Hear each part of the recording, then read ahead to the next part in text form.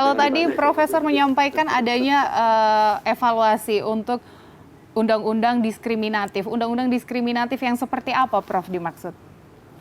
Ya itu kira-kira begini, sejak reformasi ini kan banyak, mohon maaf itu undang-undang yang diskriminatif untuk daerah tertentu yang mayoritas misalnya punya aturan yang mohon maaf mengganggu minoritas misalnya. Padahal kita kan secara konstitusional kan sejajar ya. Saya tidak usah sebut kasusnya nanti supaya jangan. Nah gitu. Nah ini sudah kita lakukan yang 2019 sudah, 20 juga sudah. Jadi ada berapa tadi lupa saya, ada sekitar 25 atau peraturan perundang-undangan yang dan perdanya berapa gitu. Dan itu ada dari berbagai wilayah ya gitu.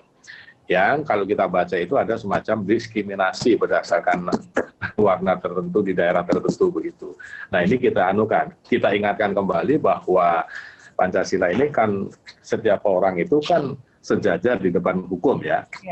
Equality before the law itu. Nah oleh karena itu mungkin kalau secara sosiologis tentu ada mayoritas minoritas ya, entah suku, entah agama, entah profesi, entah apa gitu bahasa misalnya. Tapi secara hukum tidak ada mayoritas, tidak ada minoritas. Nah oleh karena itu undang-undang yang mengarah ke sana itu kita usulkan supaya dilakukan revisi. Nah, kedua ada yang bukan terkait dengan itu, tapi adanya pemerintah daerah yang mohon maaf misalnya kurang menjaga apa yang menjadi hajat orang banyak. Ya, tahu maksudnya mengundang investasi tapi akhirnya merugikan negara itu misalnya. Ya. Nah, ini juga dievaluasi supaya dikembalikan kepada di Pancasila, Undang-Undang 45 misalnya kayak tadi ini milik negara, milik orang banyak, tidak boleh begini-begini. Nah, itu dikembalikan supaya negara kita ini tanda petik tidak tergadaikan kepada bangsa asing, gitu secara ekonomi. Ya, seperti itu yang sedang kita lakukan. Dan sejauh ini ada tantangan apa saja, Prof, yang dihadapi selama di lapangan pada saat menjalankan program-program yang tadi Profesor telah sampaikan? Ya, tentu ya yang paling itu banyak tantangannya banyak sekali. Ya. Pada umumnya memang masih ada kecurigaan di bawah bahwa kami ini akan melakukan semacam apa ya, barangkali mereka menunjuk pada pengalaman masa lalu, seolah-olah kami ini akan menguasai atau memonopoli Pancasila.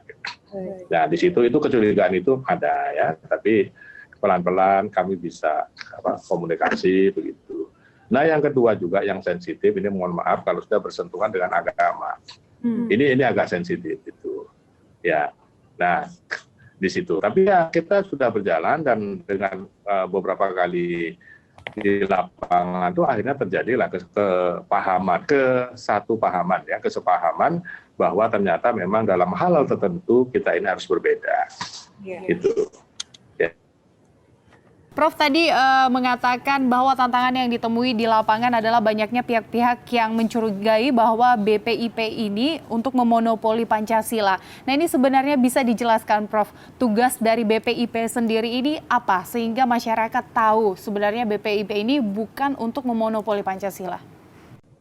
Ya tidak, sebenarnya BPIP ini bukan memonopoli Pancasila. Jadi BPIP ini kan membantu Presiden dalam rangka kalau mudahnya itu mensosialisasikan, mengkoordinasikan Pancasila. Bahasa mudahnya lagi itu membumikan Pancasila ya. Itu begitu. Nah, tapi ya ini kan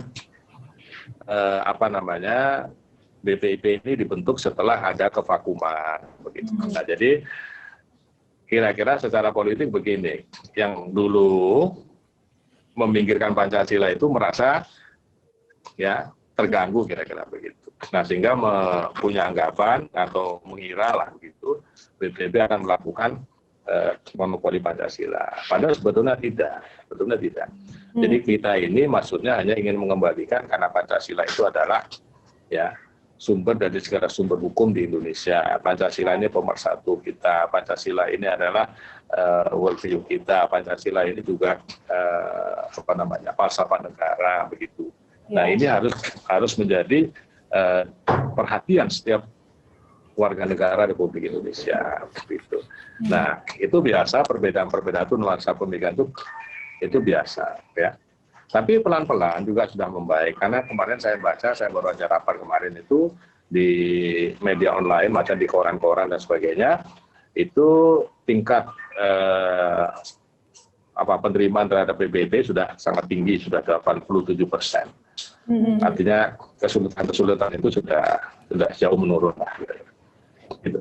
Ya, ya, Prof, terakhir untuk pertanyaan terakhir, Pancasila itu disebut merupakan ideologi yang paling sempurna ya Prof, bahkan dipuji secara internasional. Namun nyatanya di negeri ini masih banyak saja Prof yang menyuarakan ingin mengganti Pancasila dengan ideologi yang lain. Nah ini pendapat Profesor sendiri bagaimana?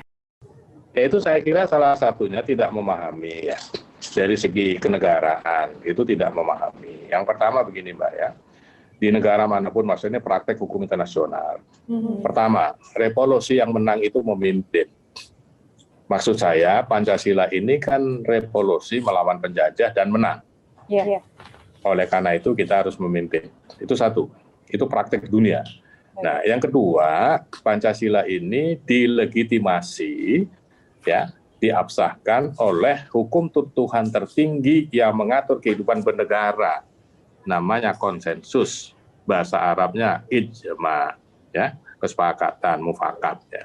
Nah itu, nah dari situlah banyak orang yang belum paham, sehingga masih membenturkan pendapat pribadi dengan dua hal ini di situ. Padahal isi Pancasila itu kalau kita lihat itu luar biasa ya. Saya biasa menyebut ada 9 kehebatan bangsa Indonesia melalui Pancasila ini. Tapi saya kira karena waktu habis dan saya harus memimpin pleno, saya tidak usah jelaskan di sini. Nah, jadi intinya begini, kalau dibacakan langsung, kalau secara kenegaraan melawan dua hal tadi, ya, itu berarti melawan negara. Bahasa agama melawan kedua hal tadi sama dengan melawan Tuhan. Ini banyak yang belum paham, itu ya. Nah, jadi Pancasila ini karena revolusi yang menang maka berhak memimpin. Dan proklamasi kita Pancasila ini ternyata menyatukan lebih dari 40 negara yang sebelumnya terpisah dan terjajah. Ya, yang itu dilakukannya dalam waktu 59 detik.